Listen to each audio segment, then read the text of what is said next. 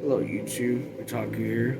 That was a quick little second entry that I wasn't expecting. We're gonna get back into it with page 307 of the Grapes of Wrath. I'm gonna go ahead and do a little. We're gonna get back into it now with 307 of the Grapes of Wrath. I'm gonna be your personal narrator here, Otaku. Before we begin, please read my channel description if you want to learn more about this channel and who it's for. To the people that are back, welcome back. Alright, let's begin with the next step. The inhalation eucalyptus ritual. Alright, let's begin.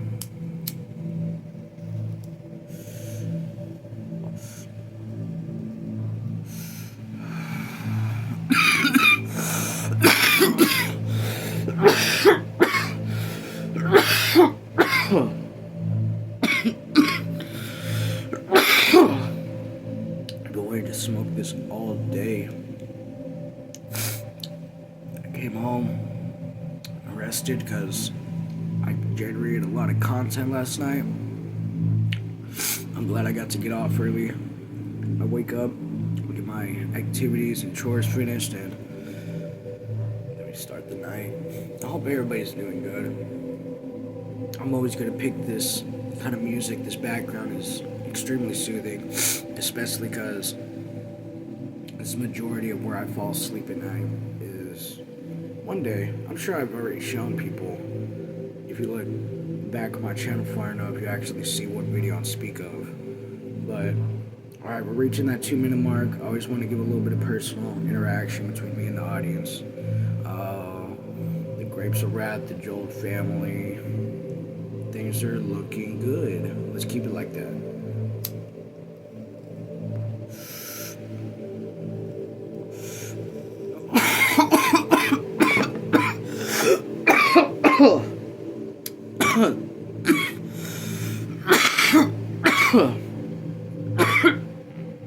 Doesn't taste as well as the other ones I've had in the past. It's very unfortunate, though I do still feel like a little tingly sensation. It's nothing to write home about. I'm gonna give it one more try. I'm just honestly like, do something for me. Come on. Stop tasting like freaking firewood.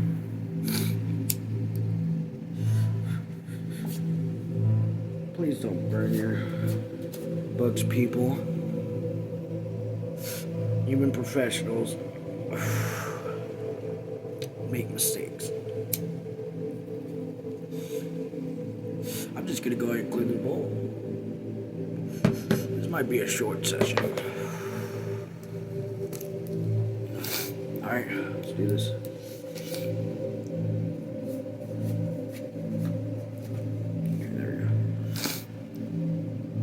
Page 107. Alright, let's go. The older man looked at him and then smiled a little. You ain't been here long, question mark. Hell no, just a couple days. Oh yeah, please do not forget your waters as well. Alright, thank you. I knew it. I knows it. Funny you got out of the habit of mentioning your name. There's so goddamn many just fellas around here. Well, sir, I'm Timothy Wallens. This right here's my boy, Wilkie. Like Milky, but flip the M into a W. Proud to know you, Tom said. You been out here long? 10 months, Wilkie said. Got here right on the trail in the flood last year. Jesus. We had a time. Goddamn nearly starved to death. Their feet rattled on the oiled road. A truckload of men went by. And each man was sunk into himself. Each man braced himself in the truck bed and scolded down. Going out for the gas company, Timothy said. They got a nice job of it.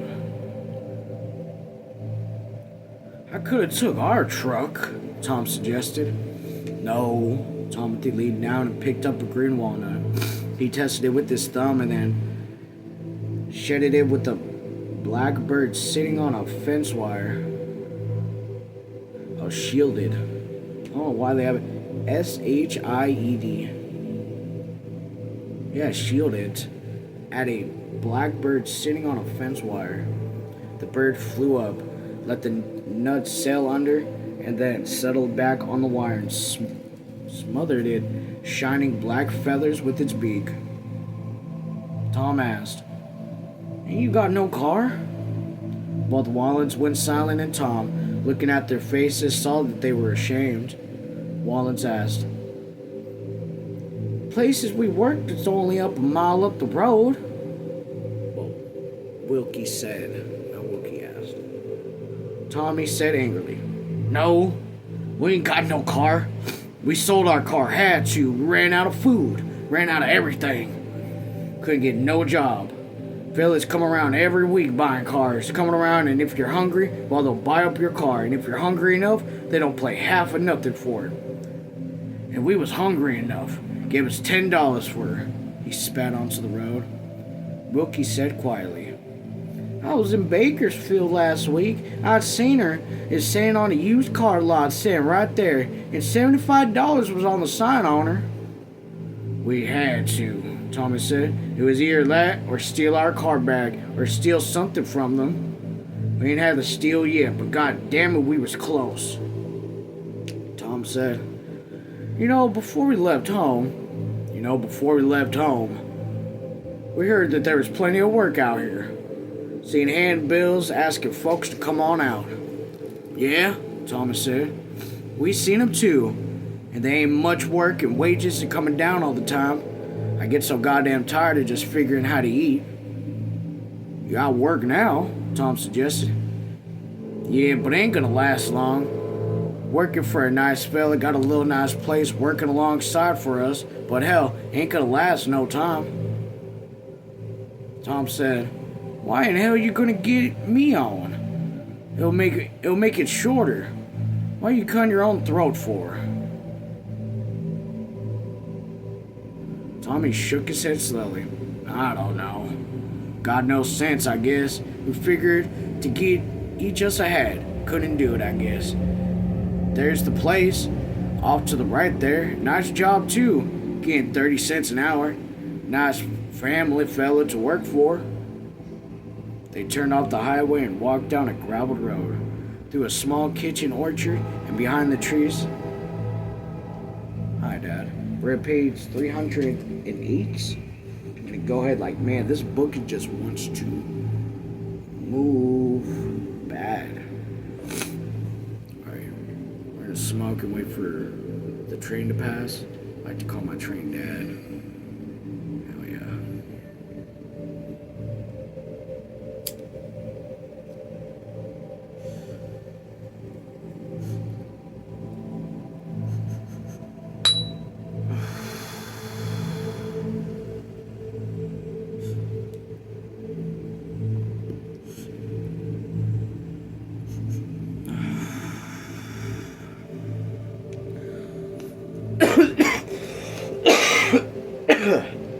I don't know if this is me being picky, but that bud is not at all decent. I need to stop walking into that smoke shop and just tell the lady, "Give me anything you got." This time I truly do feel like she just gave me junk. So uncanny. Or unruly. I don't think I used uncanny correctly. But unruly. I guess that's business though. Gonna pack me a bowl. Gonna ride me a soul. Gonna take me home to where I belong. And here I stand. One more land to fight for. Die for, get high for. Right.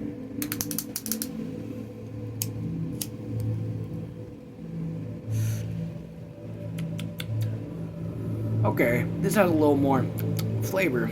I think that was just the first initial taste. I'm sure it's gonna still end up coming out like burnt cardboard by the end of that bowl. Alright, let's get back into it. They trailed off the highway and walked down a graveled road, through a small kitchen orchard, and behind the tree they came to a small white farmhouse, a few shade trees, and a barn. Behind the barn, a vineyard and a field of cotton. As the 3 men walked past the house, a screen door banged, and a stocky, sunburned man came down the back steps. He wore a paper sun helmet, and he rolled up his sleeves as he came across the yard. His heavy sunburned eyebrows were drawn down in a scold. His cheeks were sunburned a beef red. "Morning, Mr. Thomas," Timothy said. "Morning," the man said irritably. I want to make that morning just a little more irritable. "Morning," Timothy said. "This here's Tom Jold. We'd wonder if you could get him on his way to put him in." Thomas scolded at Tom, and then he laughed shortly.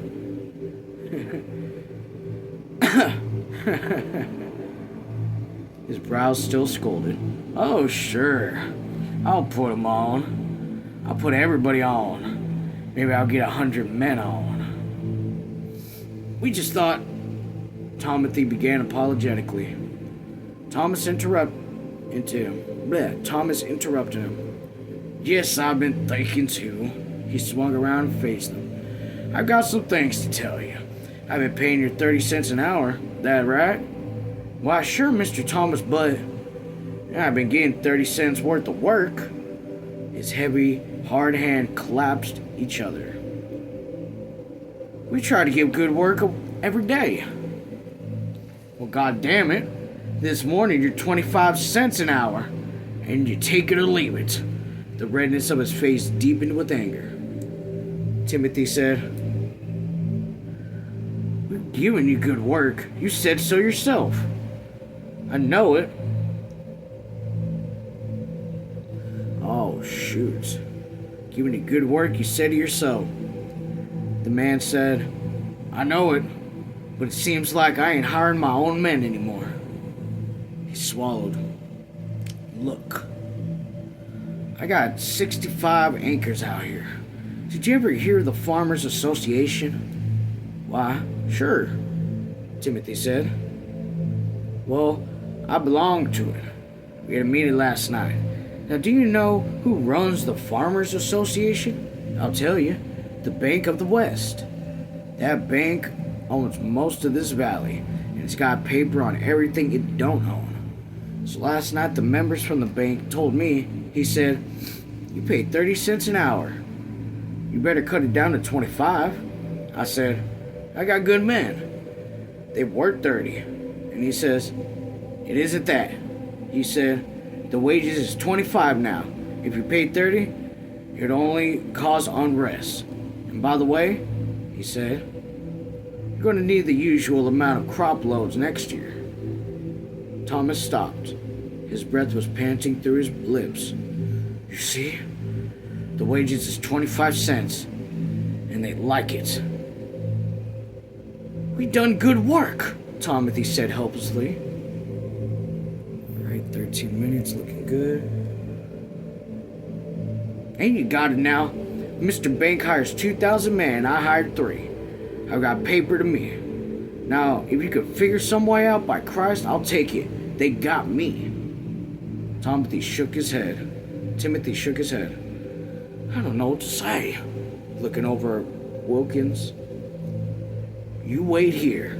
Thomas walked quickly to the house. The door slammed after him. In a moment, he was back, and he carried a newspaper in his hand.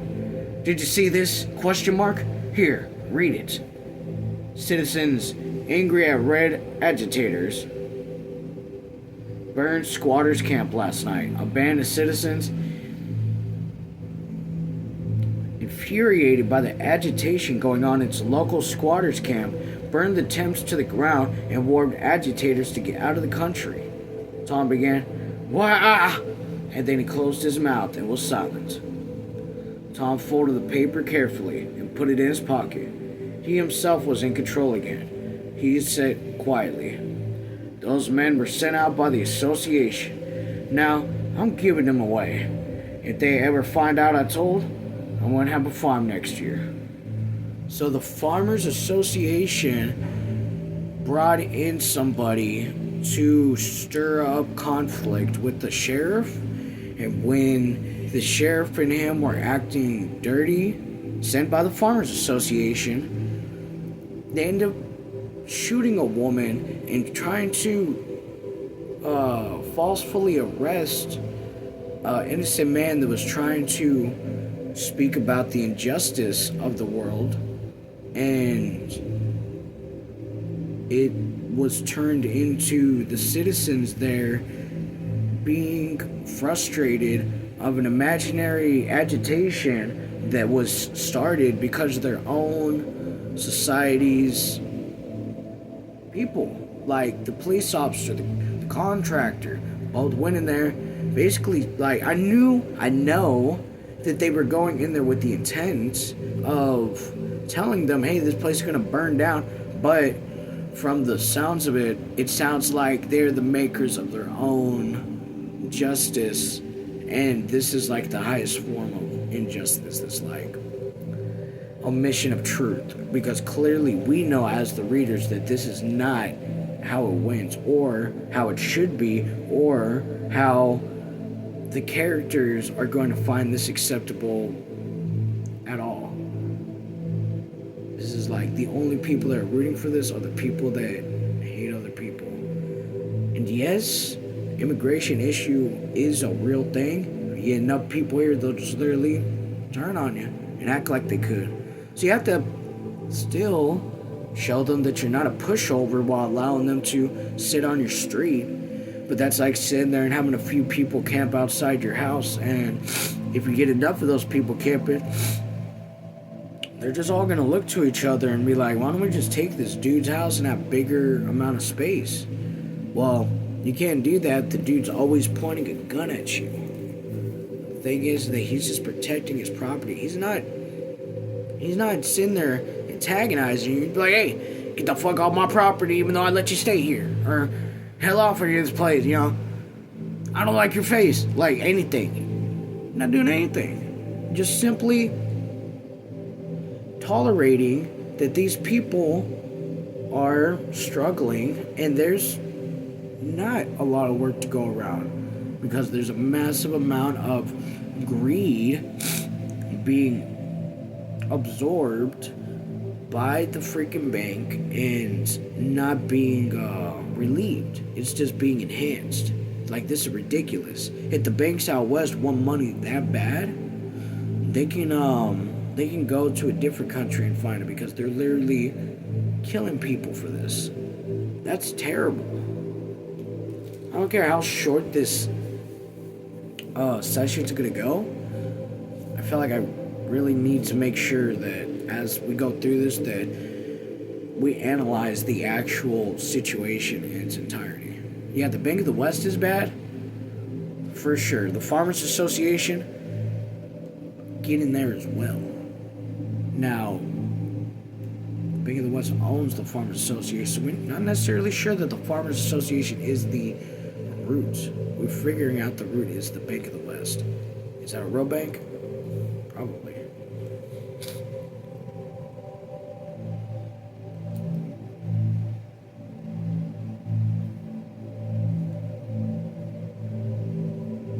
Oh yeah, we finished it. Page 310. I just don't know what to say, Tommy said. If they were agitators, I could see why they were mad. Thomas said, I watched it for a long time. They're always red agitators just before a pay cut. Always. God damn it. They got me trapped. Now what are we gonna do? 25 cents? Timothy looked at the ground. I'll work, he said. Me too, said Wilkie. Tom said, seems like I walked into something. Sure, I'll work. I got to work. Thomas pulled a bandana out of his hip pocket and wiped his mouth and chin. I don't know how long I can keep going.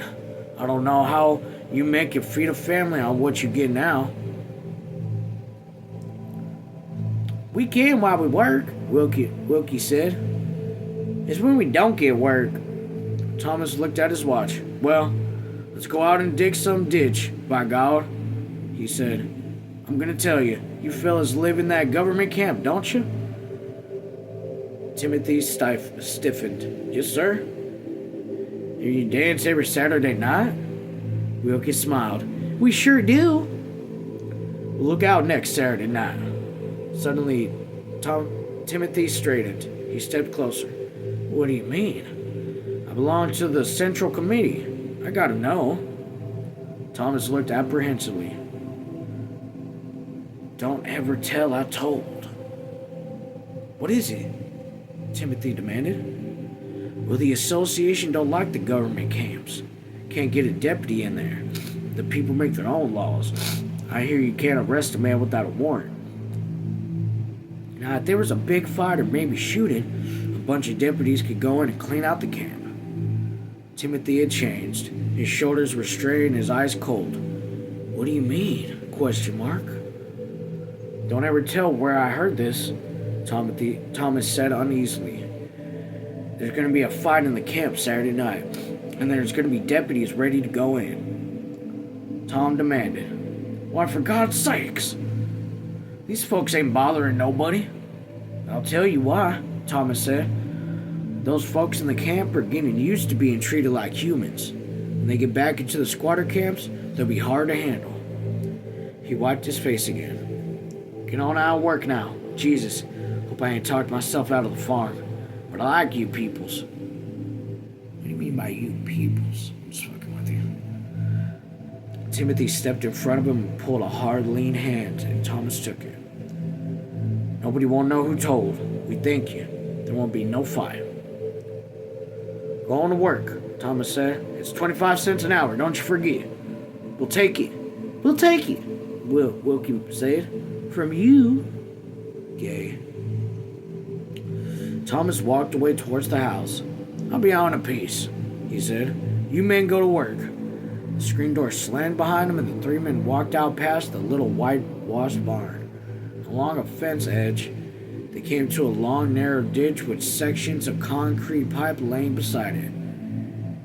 Here's where we'll be working. Here's where we'll be working, Wilkie said. His father opened up the barn and passed out 2 picks and 3 shovels. He said to Tom, Here's your beauty. Tom held the pick. Jumping Jesus, if she don't feel too good. Wait about 11 o'clock. Wait about 11 o'clock, Wilkie suggested. Oh, I'm having trouble with Wilkie's voice. See how good she feels then. Alright, we got about 3 minutes left. I think we can knock out a page. They walked to the end of the ditch. Tom took off his coat and dropped down the dirt pile. He pushed up his cap and stepped into the ditch. Then he spat on his hands and the pick rose into the air and flashed down. Tom grunted softly. The pick rose and fell, and the grunts came in a moment and sank on the ground and loosened the soil. Wilkie said, Yes, sir, Paul. We got here a first-grade muck stick man. This here boy's been married to this little digger. God damn it. Wilkie, I cannot speak as you. Wilkie said, Yes, sir, Paul. We got here a first-grade mud stick man. This here boy's been married to that there little digger. Tom said, I put in time. Yes, sir. I sure did. Put in my years. Kind of feel like the soil loosened ahead of him. The sun cleared and the fruit trees now and the grape leaves were golden green on the vines. 6 feet along, and Tom stepped aside and wiped his forehead. Wilkie came behind him. The shovel rose and fell so the dirt flew out of the pile beside the lengthening ditch. I heard about this here Central Committee, so you're one of them.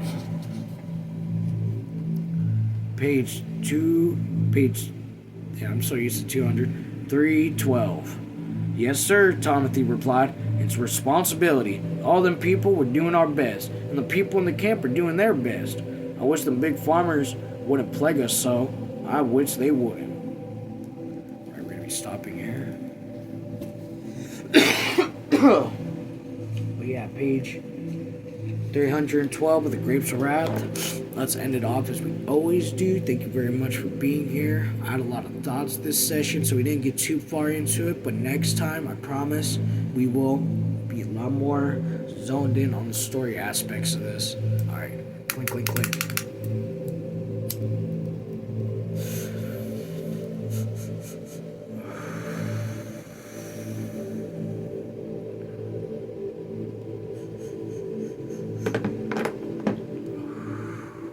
Take care.